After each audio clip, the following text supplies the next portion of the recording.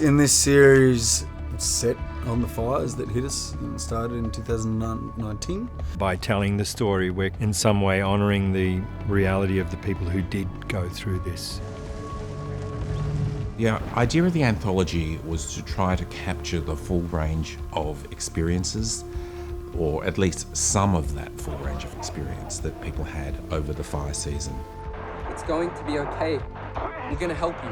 The serial elements in the show are two of our characters, Mott and Tash, who are the young firefighters who do a tour from Queensland down to Victoria.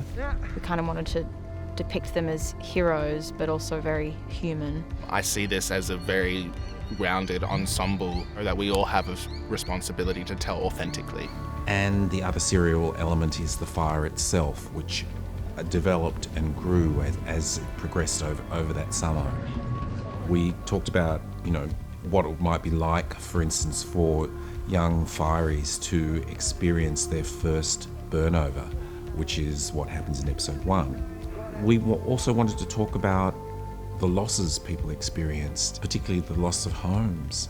Duncan and his wife Kath are dairy farmers in northern New South Wales who lose their property. Then we have to try to find a way to come back together again.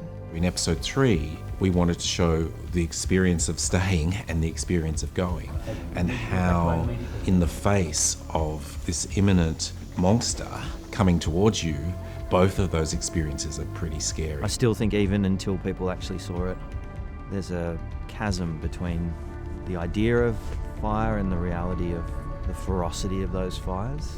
In episode 4, we wanted to look at what happened when you made the decision to go.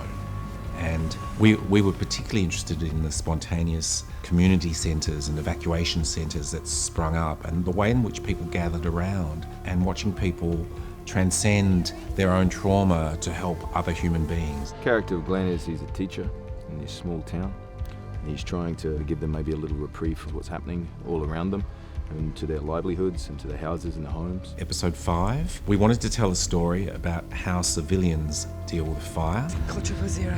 You tell them that we're in the house, we're sheltering in the laundry, and we are surrounded by fire. We wanted to show what it was like to actually try to fight in what seemed to be an impossible situation. And we meet her with her girlfriend, Naura, who lives with Ruth, and we meet them in the throes of a pretty horrendous breakup. And so it's around the same time that they're having a fallout while their world is going up in flames. And then as the summation of the series, it was really important for us to look at that mass evacuation that was happening down the Victorian coastline over New Year's. Doug he's a bit of a troubled man, and he runs into a young girl. She gets Doug to sort of look inside himself and open his heart again.